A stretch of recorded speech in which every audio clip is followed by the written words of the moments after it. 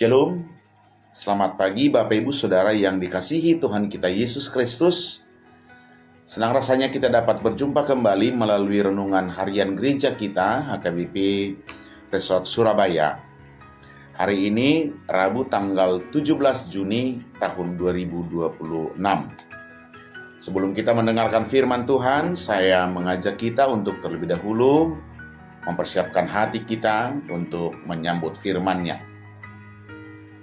Damai sejahtera yang melampaui segala akal dan pikiran, itulah yang memelihara hati dan pikiranmu di dalam Kristus Yesus Tuhan kita. Amin. Firman Tuhan yang ditetapkan menjadi renungan hari ini tertulis dalam kitab 1 Korintus pasal yang ke-6. 1 Korintus pasal yang ke-6 ayat 19 dan ayat 20. Beginilah firman Tuhan. Dang di botohamu, dagingmu na dojoro ni tod di parbadia na di bagasak kamu, naong jinalomu na siya debata, dada hamu na puna dirimu na. Ayar gado hamu ditubus, dibeheni pasang hamu ma debata marhiti-hiti dagingmu na, dohot marhiti-hiti tod di muna, ai debatado napunai. Dalam bahasa Indonesia, terjemahan baru edisi yang kedua dituliskan seperti ini. Atau tidak tahukah kamu bahwa tubuh kamu semua adalah bait Roh Kudus yang tinggal di dalam kamu, Roh yang kamu peroleh dari Allah, dan bahwa kamu bukan milik kamu sendiri, sebab kamu telah dibeli dan harganya telah lunas dibayar. Karena itu muliakanlah Allah dengan tubuhmu. Demikian pembacaan firman Tuhan. Bapak Ibu Saudara, nats ini dikirimkan oleh Rasul Paulus kepada jemaat di Korintus ketika itu untuk menasihati umat, menasihati jemaat terhadap bertumbuhnya kehidupan yang semakin menyimpang dari etika, dari moral, sebab seiring dengan semakin berkembangnya kota Korintus ketika itu sebagai pusat perdagangan pada zamannya, percabulan sering terjadi di sana. Artinya, nilai kehidupan keluarga Kristus menghadapi tantangan yang luar biasa, khususnya tentang praktik percabulan. Maka Paulus menekankan tentang sesungguhnya siapa orang Kristen itu. Siapa yang memilikinya. Maka Paulus dengan tegas mengatakan kita adalah milik Tuhan. Dan bagaimana orang percaya, bagaimana seseorang yang sudah dibaptis menjadi milik Allah, Paulus mengatakan bahwa kamu telah dibeli dan telah dibayar lunas.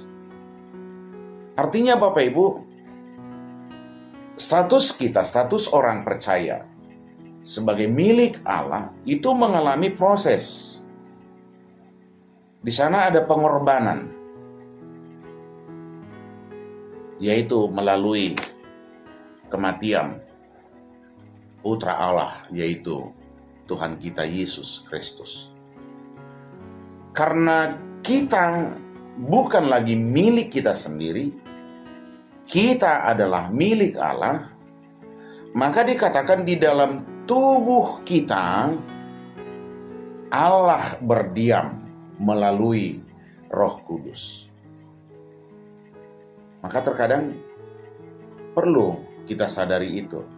Terkadang ketika kita merasa kurang nyaman dengan diri kita, atau mungkin terkadang kalau kita melihat siapa diri kita melalui tubuh kita ini, kita diingatkan melalui firman ini, siapapun kita, karena Tuhan telah membayar kita lunas.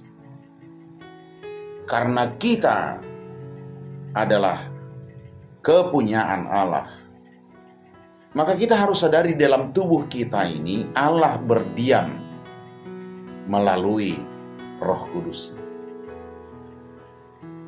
Maka dalam menjalani hidup kita, Bapak Ibu Saudara, dua hal ini yang terus ingin mempengaruhi kita dalam bertindak. Yang pertama adalah keinginan daging kita. Dan keinginan daging itu cenderung susah dikontrol. Tidak ada batas. Tidak ada filternya. Itulah keinginan daging. Dan itu selalu ingin memberi pengaruh dalam setiap tindakan kita. Yang kedua adalah Allah sendiri yang berdiam di dalam tubuh kita ini melalui Roh Kudus. Maka sering Bapak Ibu Saudara, tanpa kita sadari, ada yang menuntun kita, ada yang mengingatkan kita, ada yang mengarahkan kita, ada yang melarang kita saat kita mau melakukan sesuatu yang hendak kita lakukan. Itulah Roh Kudus itu yang sudah berdiam di dalam diri kita. Maka dikatakan tubuh kita ini sebagai milik Allah, tempat berdiamnya Allah melalui Roh Kudusnya. Maka Paulus berkata, maka muliakanlah Allah dengan tubuhmu. Muliakanlah Allah dengan tubuhmu. Bapak Ibu Saudara, bagaimana cara kita memuliakan Allah dengan tubuh kita? Tentu yang umum kita ketahui adalah dengan bagaimana kita tidak boleh bermalas-malasan. Kita harus mengalahkan sifat kedagingan kemanusiaan kita yang suka malas, misalkan untuk menghadiri peribadahan di gereja, untuk ikut dalam pertanyaan. Ketika kita mau mengalahkan kemalasan untuk bersekutu bersama-sama dengan anak-anak Allah sebagai sesama milik Allah, itu satu langkah kita sudah memuliakan Allah. Tetapi yang menjadi soal Bapak Ibu, begitu kita keluar dari ritual-ritual peribadahan kita, katakanlah pertanyaan, ikut ibadah di gereja, ikut PHD, dan lain-lain, cara kita memuliakan Allah tidak berhenti di situ, tidak berhenti pada ruang persekutuan itu. Tetapi karena status kita sebagai milik Allah adalah utuh, seutuhnya, sudah dibayar lunas, kata Rasul Paulus, maka tubuh kita harus senantiasa memuliakan Allah di luar dari pada ritual-ritual peribadahan kita. Maka hidup kita tidak boleh terpisah antara beribadah di gereja, beribadah dalam persekutuan, dengan kehidupan kita sehari-hari. Bagaimana caranya Bapak Ibu Saudara? Pertama, kita harus selalu sadar tentang kepemilikan Allah di dalam tubuh kita ini. Maka kita harus selalu memelihara tingkah laku kita. Tingkah laku kita tidak sekedar lagi hanya menuruti keinginan daging, tetapi tingkah laku kita adalah bagaimana melakukan firman Tuhan dalam hidup kita. Jadi cara kita memuliakan Allah tidak berhenti dalam ruang-ruang ibadah, ritual-ritual peribadahan, tetapi dalam kehidupan kita seutuhnya kita harus memelihara tingkah laku kita. Yang kedua, bagaimana kita memuliakan Allah dengan tubuh kita. Karena tubuh kita ini adalah kepunyaan Allah, dan di dalamnya Allah berdiam melalui Roh Kudus-Nya. Maka kita harus selalu belajar mencintai tubuh kita ini dengan peduli pada tubuh kita ini, menerima siapa kita adanya tanpa kita harus membanding-bandingkan dengan orang lain. Sebab siapapun kita, di dalam tubuh kita Allah berdiam melalui Roh Kudus. Maka kita harus mencintainya dengan cara, contoh, peduli dengan kesehatan, mengatur makanan, supaya di sana terlihat bahwa dengan memelihara tubuh kita ini, memelihara kesehatan kita, kita juga sedang memuliakan Allah dengan mencintai tubuh kita sendiri. Bapak Ibu Saudara, memang tantangan kita luar biasa berat di tengah-tengah dunia yang semakin hari semakin sulit ini. Terkadang kita merasa kita tidak punya harga, kita tidak punya nilai.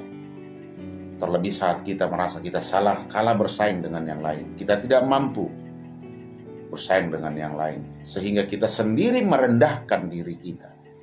Bapak Ibu Saudara, firman Tuhan hari ini mengingatkan kita harus selalu menyadari, mengetahui bahwa tubuh kita ini adalah bait Roh Kudus.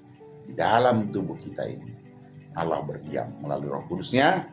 Oleh karena itu, muliakanlah Allah melalui tubuhmu dengan senantiasa memelihara tingkah laku dan dengan mencintai tubuh kita ini melalui peduli akan kesehatan kita masing-masing. Amin, kita berdoa. Terima kasih ya Bapa atas firman-Mu hari ini. Kau mengingatkan kami bahwa kami ini adalah milik Tuhan. Kami adalah kepunyaan Tuhan. Engkau telah membayar kami dengan lunas melalui pengorbanan Putra-Mu Yesus Kristus. Untuk itu kami harus senantiasa berjaga diri sehingga kami tidak mengikuti segala keinginan daging kami, sebab di dalam tubuh kami ini Engkau berdiam melalui Roh-Mu yang kudus. Dan hendaknya kami memuliakan Allah melalui tubuh kami, yaitu dengan kami senantiasa membangun persekutuan atas nama Tuhan, persekutuan di gereja, persekutuan di tengah-tengah keluarga, dan kami harus menjaga setiap tingkah laku kami. Kami tidak mau menuruti keinginan daging semata, tetapi kami hendak melakukan firman-Mu. Dan kami harus selalu mencintai tubuh kami ini sebagai cara kami memuliakan Allah, sebab di dalam tubuh kami Engkau berdiam. Berkatilah kami sepanjang hari ini, dimanapun dan apapun yang hendak kami lakukan. Biarlah semuanya itu kami lakukan berlandaskan iman kepadamu ya Allah, di dalam Yesus Kristus Tuhan dan Juru Selamat kami yang hidup. Anugerah Tuhan kita Yesus Kristus, kasih setia Allah Bapa, serta persekutuan Roh Kudus memberkatimu hari ini kekal sampai selama-lamanya. Amin.